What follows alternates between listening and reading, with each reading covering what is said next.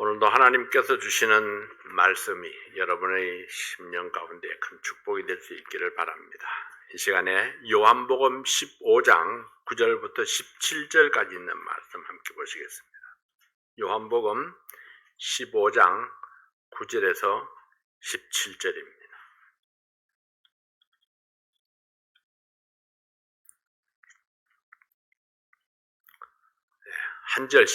한 절씩 교독하도록 하겠습니다. 아버지께서 나를 사랑하신 것 같이 나도 너희를 사랑하였으니 나의 사랑 안에 거하라. 내가 아버지의 계명을 지켜 그의 사랑 안에 거하는 것 같이 너희도 내 계명을 지키면 내 사랑 안에 거하리라.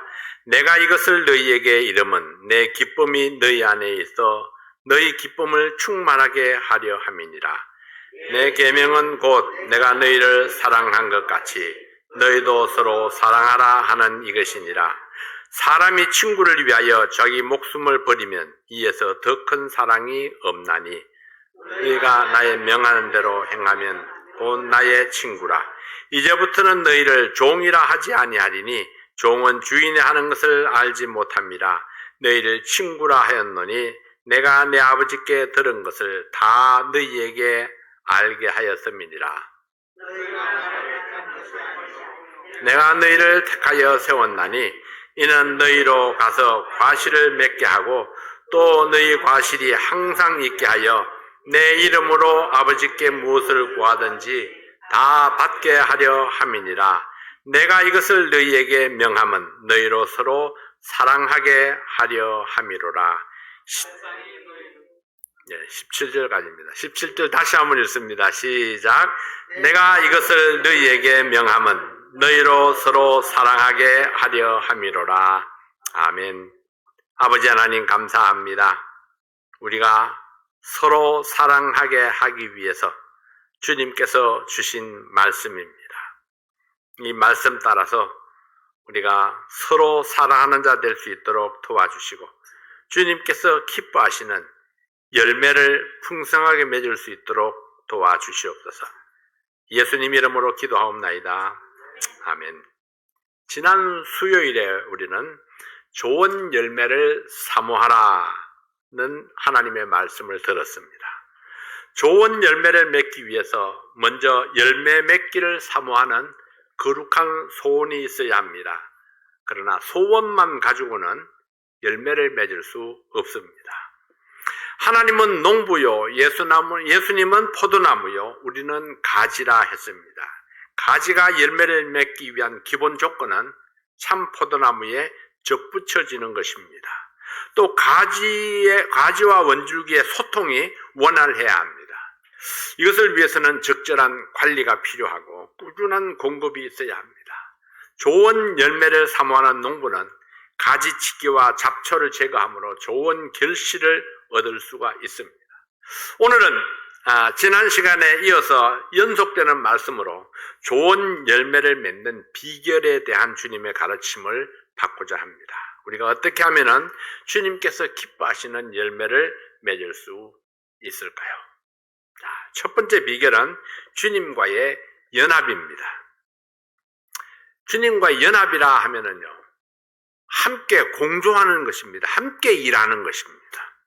어떻게 하는 것이 주님과 연합하는 것입니까? 주님과 더불어 교제하는 비결은 무엇입니까? 그것은 하나님 말씀과 더불어 사는 것입니다. 하나님 말씀이 내 안에 역사하고 내가 하나님 말씀을 따라 순종하고 그래서 하나님의 뜻이 곧 내 뜻이 되고 내 뜻이 곧 하나님의 뜻을 따라가는 그런 삶을 살 때에 우리는 주님과 연합되어 있다, 그렇게 말할 수 있을 것입니다. 요한복음 15장 7절 말씀을 봅니다. 요한복음 15장 7절 말씀입니다. 너희가 내 안에 거하고 내 말이 너희 안에 거하면 무엇이든지 원하는 대로 구하라. 그리하면 이루리라. 내 말이 너희 안에 거하고 너희가 내 안에 거하고 내 말이 너희 안에 거하면, 너희가 내 안에 거하고 내 말이 너희 안에 거하면은 주님께서 우리 안에 거하고 또 주님의 말씀이 우리 안에 거해야 된다고 말씀합니다. 내가 주님 안에 또 거해야 된다고 말씀하시죠. 그러니까 주님과 연합하는 방법이 무엇입니까? 너희가 내 안에 거하고 내 말이 너희 안에 거하면, 이 말씀대로 우리가 주님 안에 거하는 비결은 우리의 죄를 용서받고 깨끗한 양심에 예수님을 내 안에 영접할 때에 그때 주님이 내 안에 거하게 됩니다. 이것은 또한 주님의 말씀을 믿음으로 이루어지는 거듭남의 역사입니다. 거듭남의 역사와 함께 성령께서 내 안에 임하시고 그 성령을 통해서 주님과의 교제가 이루어질 수 있습니다. 그러므로 하나님의 말씀이 없이는 주님과 연합할 수가 없고 주님과 교제할 수도 없습니다. 주님이 우리를 만나는 방법은 말씀과 기도를 통해서 만나게 됩니다. 그러므로 주님의 말씀 안에서 만나는 법을 배워야만, 그래야만이 우리가 주님과 연합할 수가 있고, 연합이 될 때에 비로소 우리의 삶은 주님께서 원하시는 열매를 맺게 되는 것입니다. 변화를 위해서 결심한다고 변화되는 것은 아닙니다.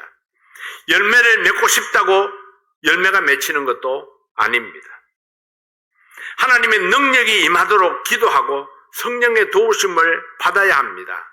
공급이 없으면 우리는 열매를 맺을 수가 없습니다. 그래서 주님께서 주시는 그 공급이 이 줄기를 타고 올라서 가지까지 이렇게 충만하게 올라올 때에 드디어 열매를 맺는 환경을 만들어갈 수 있는 것입니다. 하나님의 말씀을 마음으로 받고 그 말씀을 묵상하고 그 말씀 앞에 순종할 때에 주님과 연합된 삶을 살 수 있습니다. 주님은 오늘도 우리에게 이렇게 말씀하십니다. 나는 포도나무요 너희는 가지라. 나를 떠나서는 절로 과실을 맺을 수 없다. 오직 주님의 말씀이 내 삶의 기준이 되고 주님의 말씀이 내 삶 속에서 최종적인 결정권을 가질 때에 그때 우리가 아름다운 열매를 맺을 수가 있습니다. 예수님께서 인간의 몸을 입고 이 땅에 활동을 하던 그 당시에 인간적인 관점에서 보았을 때에 가장 도덕적이고 존경을 받는 사람들이 있었다면 그들이 누구였을까요? 바로 바리새인들이었습니다. 바리새인.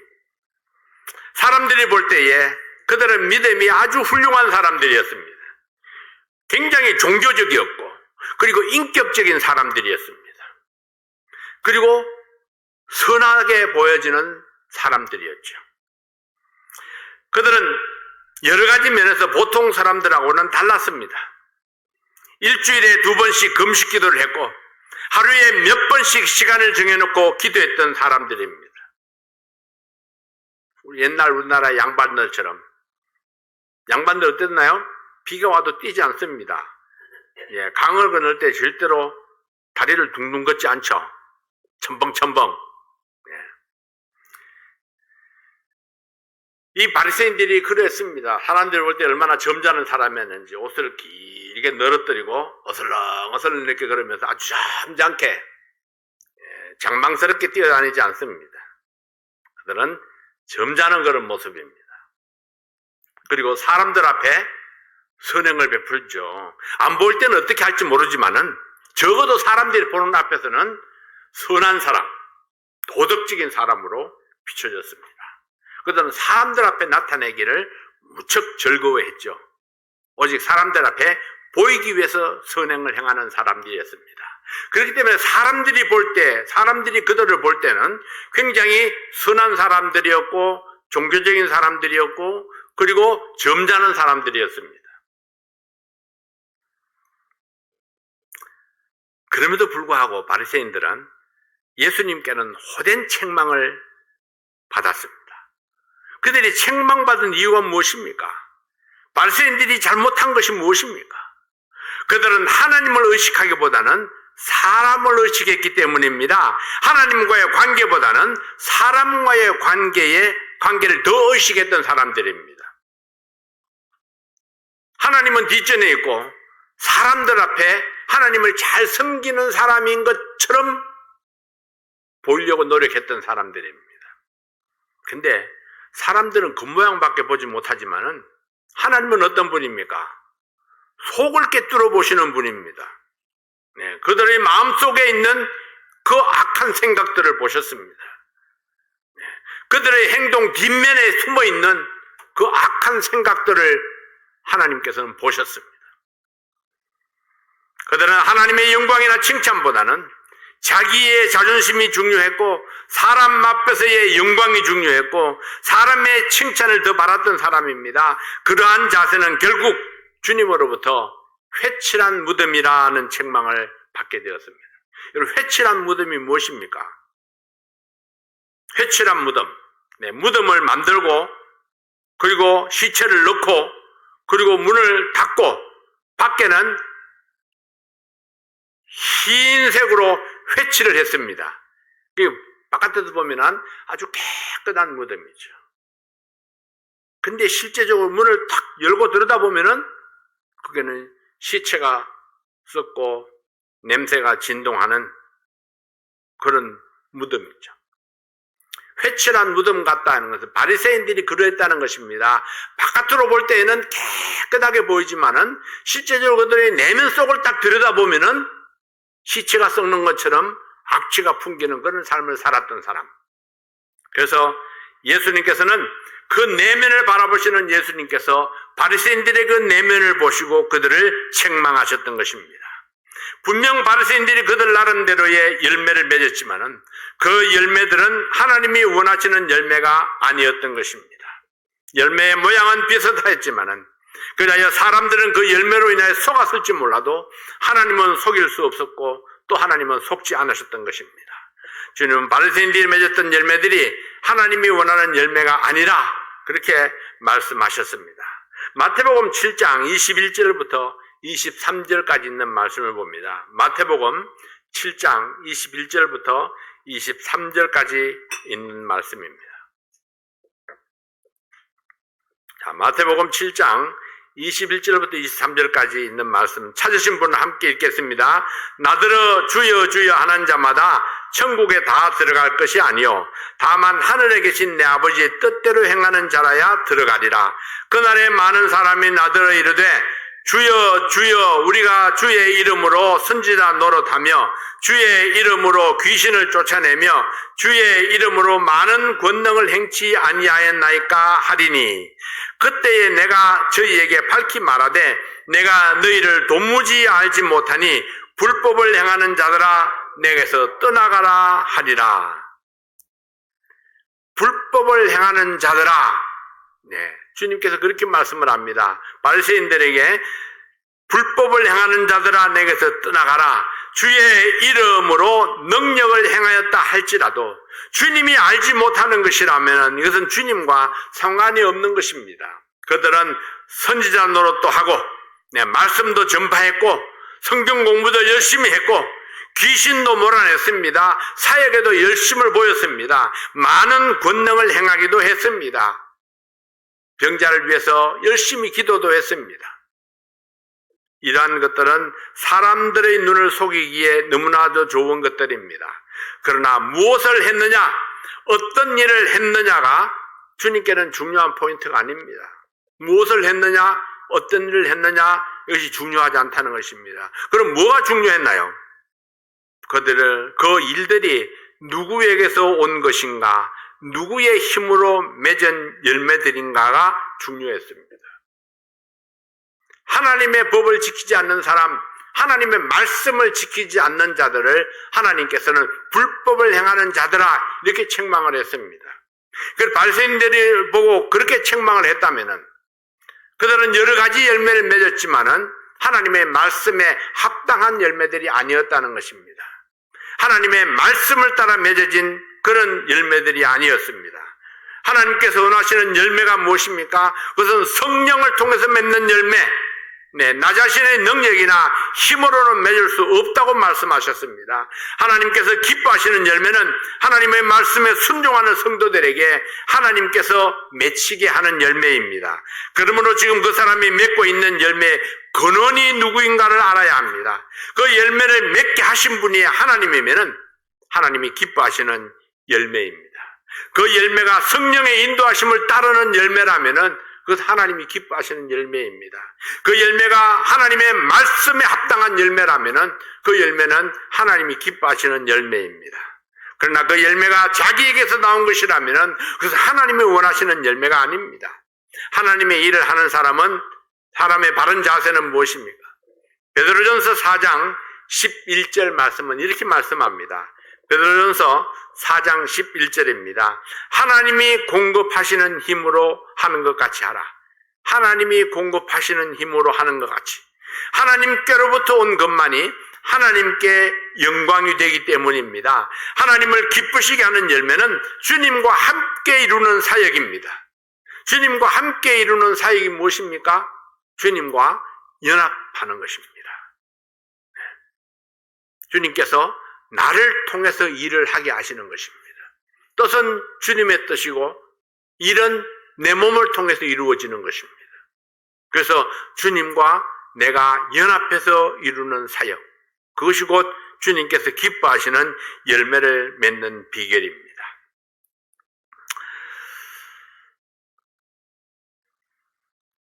우리의 사역의 열매를 통해서 하나님의 영광이 나타나고 하나님을 기쁘시게 할 수 있어야 합니다. 초대교회의 성도들, 사도들, 베드로, 복음을 전하다가 어려움과 핍박을 만났을 때에 그들은 그런 충고를 많이 받았습니다. 도무지 예수의 이름으로 말하지 말라. 예수의 이름으로 말하지 말라는 그런 충고를 받았습니다. 그러나 그들이 한 간증이 무엇입니까? 내가 하나님을 두려워하랴, 사람을 두려워하랴.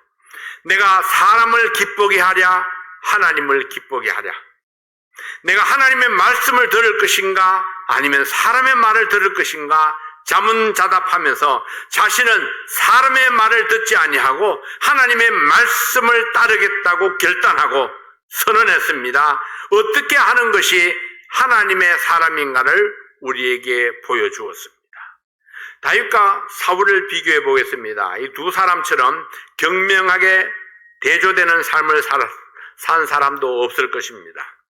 하나님은 역사 속에 두 사람을 등장시켜서 그들의 일생을 기록으로 남겨서 우리로 하여금 어떤 삶을 살아야 하는가를 하나의 모델로 보여주고 있습니다. 두 사람 다 하나님 앞에 범죄했습니다. 사울은 사람을 의식함으로 변명하고 책임을 전가하다가 하나님으로부터 버림을 받았습니다. 아담을 닮은 모습이었죠. 아담이 범죄하고 나서 사람을 의식하고 하와에게, 자기 아내에게 모든 죄를 다 전가했습니다. 결코 하나님의 칭찬을 받는 모습이 아니었죠. 그러나 다윗은 하나님을 의식함으로 자신의 죄인됨과 부족함을 고백했습니다. 그리고 하나님께로부터 용서를 받아서 하나님 앞에 남은 생에도 귀하게 쓰임을 받았던 사람입니다. 똑같이 죄를 범했지만은 하나님을 의식했느냐, 사람을 의식했느냐. 위대한 성도의 삶은 하나님 앞에서 살아가는 삶입니다. 우리는 매 순간 하나님을 의식하고 하나님께 민감하게 반응하는 그런 신앙을 가질 때에 주님이 기뻐하시는 열매를 맺을 수 있는 줄로 믿습니다. 두 번째로 열매 맺는 비결은 주님의 사랑 안에 거하는 것입니다. 주님의 사랑 안에 거하라. 요한복음 15장 9절 10절 말씀을 함께 보겠습니다. 요한복음 15장 9절 10절입니다.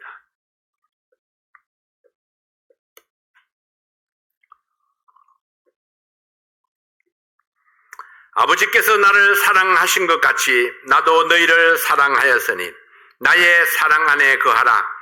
내가 아버지의 계명을 지켜 그의 사랑 안에 거하는 것 같이 너희도 내 계명을 지키면 내 사랑 안에 거하리라. 누군가를 사랑하고 존경하면은 자신도 모르는 사이에 그 사람을 닮아가게 됩니다. 서로 친밀한 부부는 닮는다고 하죠. 모든 부부가 다 닮는 것은 아닙니다. 친밀한 부부, 서로가 닮기를 원하는 그런 관계가 될 때에 비로소 닮아가는 겁니다. 닮는다는 것이요, 얼굴을 닮는다는 것이 아닙니다. 생각하는 방식이, 사고방식이 닮아갑니다. 사고방식이 닮아가죠. 우선순위가 닮아갑니다. 가치관이 닮아갑니다. 이건 분명합니다. 서로 친밀한 관계라면요, 적어도 우선순위, 가치관, 생각하는 사고방식이 담게 되어 있습니다. 서로가 상대방의 그 의견을 존중하기 때문에 그러하죠. 한 피를 이어받은 것도 아니고 함께 자라는 사람도 아닌데 생각하는 것이나 행동이나 자세나 말하는 것이 닮아가는 이유가 무엇일까요? 사랑하기 때문에, 또는 서로 관심이 있기 때문에, 또는 서로 맞추어 가려고 노력하기 때문에 닮아가는 것이라고 생각합니다. 우리의 최대 목표는 주님을 닮는 것입니다. 주님을 닮는 비결은 주님을 사랑하는 것입니다. 주님을 사랑하는 사람은 주님의 말씀에 순종하고 주님처럼 되고자 노력합니다. 주님과 같은 가치관을 가지고, 주님과 같은 우선순위를 가지고 주님은 어떻게 생각하실까 사고방식을 닮아가는 것입니다. 그렇게 해서 우리가 주님을 닮아갈 수 있습니다. 우리가 주님을 사랑하는 비결이 무엇입니까? 어떻게 하는 것이 주님을 사랑하는 것입니까? 주님을 사랑하기 위해서는 먼저 주님의 사랑을 받아야 합니다. 주님의 사랑을 경험해야 합니다. 주님의 사랑을 체험한 사람만이 주님을 사랑할 수 있습니다. 그래서 사랑을 많이 받은 사람이 사랑을 많이 베풀 수 있습니다. 자, 우리는 이렇게 생각하죠. 미움을 많이 받아봤으니까 한해져서 사랑을 많이 베풀 것처럼 생각을 합니다. 시집살이 많이 한 며느리가 시집살이를 많이 시킨다고 그러죠. 며느리 때는 안 그랬을 거예요. 나는 그렇지 않으리라. 그렇게 생각했을 거예요. 나는 저 못된 시어머니처럼 저렇게 살지 않을 거야. 근데 자기가 시어머니가 되면은 내 시어머니보다도 더 혹독한 시집살이를 시키는, 그게 보편적이라고 그러죠. 근데 사랑을 많이 받고 사는 사람은요, 사랑을 베푸는 것이 너무 자연스럽습니다. 내가 사랑을 많이 받았으니까 또 다른 사람에게 사랑을 베푸는 것이 너무나 자연스럽죠. 주님을 닮기 위해서는 주님께서 우리를 어떻게 사랑하시는가를 알아야 됩니다. 그 사랑을 내가 나타내기 위해서는 주님께 받은 그 사랑에 감사할 줄 아는 사람이 되어야 합니다. 그래서 본문은 우리를 향해서 주님의 사랑 안에 거하라 이렇게 말씀합니다. 우리가 주님의 사랑 안에 거할 때 나타나는 특징들이 무엇일까요? 자, 첫 번째 특징은요, 하나님의 말씀과 하나님의 권위에 순종합니다. 주님을 사랑하는 사람은 주님의 말씀과 그 권위 아래 순종합니다. 요한복음 15장 10절 말씀을 봅니다. 요한복음 15장 10절 말씀에 내가 아버지의 계명을 지켜 그의 사랑 안에 거하는 것 같이 너희도 내 계명을 지키면 내 사랑 안에 거하리라. 내 계명을 지키면 내 사랑 안에 거하리라. 우리가 주님에게 순종해야지 생각하거나 그렇게 말한다고 순종하게 되는 것이 아닙니다. 예수님이 하나님의 계명을 지켜서 그 사랑 안에 거하는 것 같이 우리도 주님의 계명을 지킴으로 주님의 사랑 안에 거할 수 있습니다. 내가 주님을 사랑한다는 것은 주님의 뜻에 순종하는 것입니다. 주님의 말씀을 지키는 것입니다. 사랑하면 그의 마음을 얻고 싶어 합니다. 사랑하면 그의 뜻을 알고 싶어 합니다. 사랑하면 그의 뜻을 내 마음에 심기 원합니다. 사랑하면 아무것도 따지지 아니하고 순종하게 합니다. 이것이 진정한 사랑의 증표입니다. 사랑한다는 말을 듣기를 좋아하죠. 여러분, 사랑한다는 말을 듣는 것이 뭐가 중요합니까? 내 뜻을 따르지 않으면 사랑하지 않는 걸 엄연히 아는데, 내 뜻을 따르지 않으면 사랑하지 않는 것입니다. 내 뜻을 존중하지 않으면 사랑하지 않는 거예요. 근데 그 사람에게 사랑한다는 말을 듣는 것이, 그것이 거짓을 듣는 것이 뭐가 그렇게 중요하나요? 말 안 해도 다 아는데 사랑하는지 안 하는지. 하나님도 마찬가지입니다. 우리가 사랑한다고 고백해야 그건 의미가 없어요. 하나님 말씀을 잘 들으면은 하나님이 다 아십니다. 하나님 말씀을 안 들으면서 사랑한다고 아무리 고백해봐야 내가 네 시커먼 속내를 다 아노라. 주님께서 그렇게 말씀하시죠. 자, 두 번째는 주님 때문에 기쁨이 있습니다. 11절 말씀을 봅니다. 내가 너희에게 이것을 이르면 내 기쁨이 너희 안에 있어 너희 기쁨을 충만하게 하려 함이니라. 사랑하는 사람이 생기면은 내게 기쁨이 넘쳐납니다. 이건 분명하죠. 네, 사랑하는 사람이 생기면은 누군가 나를 사랑하는 걸 알면은 내게 기쁨이 있습니다. 또 내가 누군가를 사랑할 때에 그때 또 기쁨이 있죠. 이 사랑의 묘약이 참 묘합니다. 내가 사랑을 받아도 기쁨이 있고 내가 사랑을 주어도 기쁨이 있습니다. 사랑하는 사람을 생각만 해도 기쁨이 넘쳐납니다. 내가 누군가를 사랑하게 되면은 그의 기쁨이 내 기쁨이 됩니다.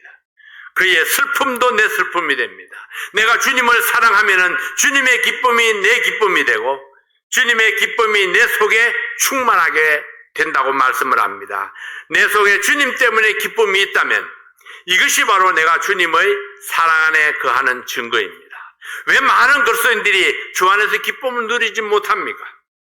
주님보다 세상을 더 사랑하기 때문입니다. 주님보다 더 사랑하는 것이 있기 때문에 그렇죠. 그래서 세상을 바라보면서 기뻐합니다.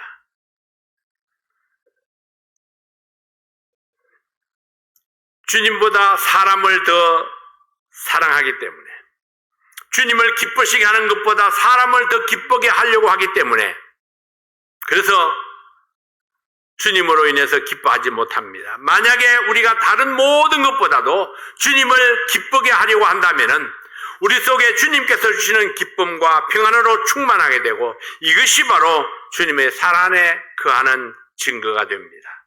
11절 말씀을 보면은 주님의 기쁨이 나오고 내 기쁨이 나옵니다. 주님의 기쁨이 내 속에 있을 때에 나의 기쁨이 충만하게 됩니다. 근데 주님의 기쁨이 내 속에 없을 때에 때때로는 주님의 근심이 내 속에 있을 때가 있습니다. 그때는 내게도 기쁨이 사라집니다. 왜 주님의 근심이 내 속에 있나요? 우리가 주님의 뜻을 행하지 아니하면은 성령께서 근심한다 했습니다. 주님께서는 성령으로 내 속에 거하십니다. 근데 내 속에 거하시는 성령께서 나 때문에 근심하고 있는데 어떻게 내가 기뻐할 수 있겠습니까? 내게서 기쁨이 사라지죠. 내 속의 중심에 근심이 있는데 기뻐할 수가 없죠.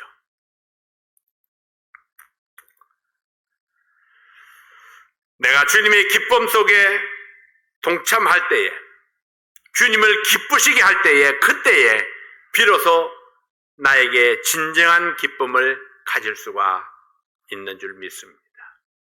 그래서 우리는 주님을 기쁘시게 하면은 나도 기뻐할 수 있습니다. 그러나 주님을 근심하게 하고 슬퍼하게 하면은 내가 기뻐할 수가 없습니다. 그러므로 내가 기쁨을 누리는 비결이 무엇입니까? 주님을 기쁘시게 하는 것입니다. 주님을 어떻게 기쁘시게 하나요? 주님께 사랑을 나타내는 것입니다. 그럼 주님께 사랑을 어떻게 나타내나요? 주님의 말씀에 순종함으로 나타내는 것입니다. 사랑은 순종을 통해서 나타나는 열매입니다. 세 번째로 주 안에 있는 형제 자매를 사랑하게 됩니다. 요한복음 15장 12절 말씀입니다. 내 계명은 곧 내가 너희를 사랑한 것 같이 너희도 서로 사랑하라 하는 이것이니라. 주님께서 우리에게 주신 새로운 계명이 바로 이것입니다. 내가 너희를 사랑한 것 같이 너희도 서로 사랑하라 하는 이것입니다. 자, 우리를 향한 주님의 요구가 이것입니다. 내가 너희를 사랑한 것 같이 너희도 서로 사랑하라. 나와 함께 주님을 섬기는 다른 성도를 사랑하는 것, 다른 성도의 행복을 위해서 기꺼이 수고하는 사랑. 주님이 나를 사랑하신 것처럼 나도 다른 성도를 사랑하라 말씀하십니다. 나에게 베푸신 주님의 사랑은 어떤 것입니까? 내가 사랑스럽지 못했을 때에 그때에 주님은 나를 사랑하셨습니다. 내가 주님께 아무런 유익을 끼치지 못했을 때 그때도 주님은 나를 사랑하셨습니다. 내가 주님께 가치 있는 존재가 아니었을 때에 그때 주님께서는 이미 나를 사랑하심으로 이 땅에 오셔서 나를 위해서 십자가를 지셨습니다. 이와 같은 사랑, 주님의 사랑을 닮아가는 사랑, 이런 사랑을 하라고 말씀하고 있는 것입니다. 내가 사랑할 가치가 없다고 생각하는 사람에게도 사랑을 베풀라 하셨습니다. 나에게 중요하고 가치 있는 사람이 아닐지라도 그 사람을 위해서 사랑을 베풀라고 말씀을 했습니다. 나를 사랑하지 않는 사람도 주님을 생각함으로 그를 사랑하고 베풀라고 말씀하십니다. 어떻게 하면은 이런 사랑을 할 수 있습니까? 우리가 주님의 사랑 안에 거할 때에, 우리가 주님께 받은 그 사랑을 내가 묵상하고 있지 아니할 때에, 나도 주님께서 나에게 주신 그 사랑을 나타내기를 원할 때에 주님의 계명인 이 사랑하라는 그 말씀에 순종하기를 원할 때에, 그때에 비로소 우리는 다른 사람을 사랑할 수 있습니다. 나에게 잘하는 사람에게 잘하는 것은 쉽죠. 그런데 주님께서는 그것을 넘어서서 나에게 잘 못하는 사람까지도 사랑하라, 이것이 내 뜻이니라, 이렇게 말씀하십니다. 주님의 사랑을 경험하지 아니하고는 우리는 다른 사람을 사랑할 수 없습니다. 주님께서 말씀하시기를 내 계명은 서로 사랑하는 이것이니라. 우리가 주님을 사랑한다 말하면서 주님께서 사랑하는 사람을 미워한다면 내 사랑은 진실되지 못합니다. 내가 주님을 귀하게 여긴다면 주님이 귀하게 여기시는 사람을 나도 귀하게 여기는 것이 당연합니다. 왜냐하면 주님께서는 그 사람을 위해서도 나에게 하신 것과 동일하게 피 흘려서 값주고 사 주셨기 때문입니다. 그도 나처럼 주님 앞에 한 형제요 자매이기 때문입니다. 내가 주님 앞에 귀한 것처럼 그도 주님 앞에 귀한 존재이기 때문입니다. 무엇보다도 주님께서 서로 사랑하라고 명령하셨기 때문입니다. 그러므로 형제 자매를 사랑하는 것은 내 감정이 아닙니다. 감정은 사랑하지 말라고 말하죠. 저 못된 놈, 꼴 보기도 싫은 사람, 가까이 안 왔으면 좋겠어요. 눈이 마주치지 않았으면 좋겠어요. 그런데 하나님께서는 우리에게 감정에 말하지 않고 우리의 의지를 향해서 말씀합니다. 명령은 감정이 지키는 게 아닙니다. 명령을 순종하는 것은 의지입니다. 하나님께서 우리의 의지를 향해서 명령하십니다. 사랑스럽지 않은 사람도 사랑하라, 이것이 주님의 명령입니다. 너에게 잘못하는 사람도 아껴주라, 이것이 주님께서 주시는 명령입니다. 그래서 우리는 주님의 명령에 순종하는 마음으로 사랑해야 하는 것입니다. 이것이 주님의 뜻입니다. 순종, 기쁨, 사랑, 이러한 열매는 성령의 열매입니다. 우리들 자신이 스스로 창조해낼 수 없는 것들입니다. 우리가 주님의 사랑 안에 거할 때에 주님이 나의 삶 속에 맺히게 하는 열매들입니다. 나의 삶 속에서 주님께서 기뻐하시는 열매를 맺는 비결이 무엇입니까? 주님의 사랑을 실천하는 것입니다. 예수님처럼. 예수님이 나에게 하신 것처럼 나도 다른 성도들에게 사랑을 나타내라 했습니다. 예수님께서 긴 설교를 제자들에게 하신 이유가 무엇입니까? 17절 말씀입니다. 내가 이것을 너희에게 명함은 너희로 서로 사랑하게 하려 함이로라. 내가 이것을 너희에게 명함은, 이것을 명령했다고 말씀합니다. 예수님의 목적은 한 가지, 바로 이것입니다. 우리가 서로 사랑하는 것, 서로 용납하고 받아주는 것, 서로 이해하고 용서하는 것, 나를 사랑하는 사람만이 아니고 나를 미워하는 사람들, 나에게 가치 없는 사람일지라도 내가 상대하고 싶은 사람이 아니어도 그를 기꺼이 받아주고 용납하는 사람이 되게 하는 것, 이것이 주님의 가르침의 목적입니다. 이것이 주님께서 기뻐하시는 열매입니다. 자, 여러분, 열매 맺는 비결이 무엇입니까? 주님과의 연합이요, 주님의 사랑 안에 거하는 것입니다. 주님과 어떻게 연합할 수 있습니까? 나를 부인하고 하나님께서 주신 복음을 믿음으로 받을 때에 그때 우리가 주님과 연합할 수 있습니다. 주님께서 나를 위해서 피 흘리시고 확증해 주신 그 하나님의 사랑을 믿고 회개하고 주님을 구세주로 영접할 때 가능합니다. 하나님의 자녀로 거듭났다면 주님께 받은 사랑을 실천해야 합니다. 내 사랑은 어떠한가? 나는 나를 미워하는 사람에게도 사랑을 베푸는가? 나는 내 마음에 들지 않는 사람에게도 친절하게 하고 그를 용납하는가? 사랑하는 성도 여러분, 내 사랑이 사람 중심의 사랑에 매여 있지 않습니까? 사람 중심의 사랑은 거래하는 사랑입니다. 거래하면 장사꾼 같은 거죠. 오는 것이 있어야 가는 것이 있다고 생각하는 것이 거래하는 사랑입니다. 네가 나를 사랑하는 만큼, 적어도 나는 네가 나를 사랑하는 것보다 갑절은 내가 더 사랑했다, 이렇게 말함으로써 위안이 될 수 있을지 모르지만은 주님께서는 갑절의 사랑 가지고 만족하지 않습니다. 내가 너희를 사랑한 것처럼 너희도 서로 사랑하라, 그렇게 말씀하신 거죠. 받은 만큼 주는 사람? 아니요. 더 많이 주나요? 네, 더 풍성하게. 받았기 때문에 준다면은 역시 거래하는 사랑입니다. 무엇이 주님 중심입니까? 받지 않았어도 주는 것입니다. 받을 가능성이 없어도 주는 것입니다. 이것이 예수님이 베푸신 사랑이고 내가 받은 사랑입니다. 주님께서 요구하신 사랑은 하나님께 영광이 되어야 하고 교회의 덕을 세울 수 있어야 합니다. 그 다음에 모든 사람과 평화하고 내 마음에 기쁨이 있어야 합니다.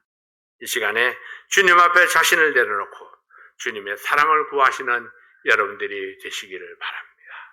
네, 시간 잠시 우리가 머리를 숙이고 나의 사랑은 어떤 사랑인가 한번 자신을 돌아보며 기도하는 시간을 가지시기 바랍니다.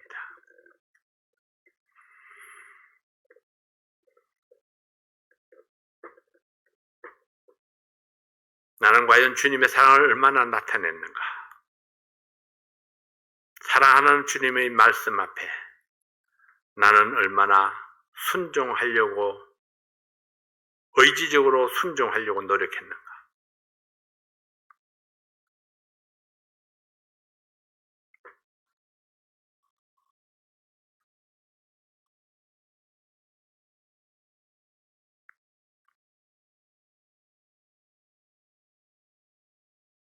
아버지 하나님, 감사합니다.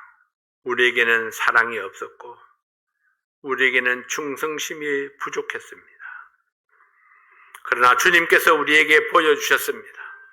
충성이 무엇인가? 사랑이 무엇인가? 십자가의 희생이 무엇인가를 우리에게 보여주셨습니다. 내가 너희를 사랑한 것 같이 너희도 서로 사랑하라고 말씀하셨습니다.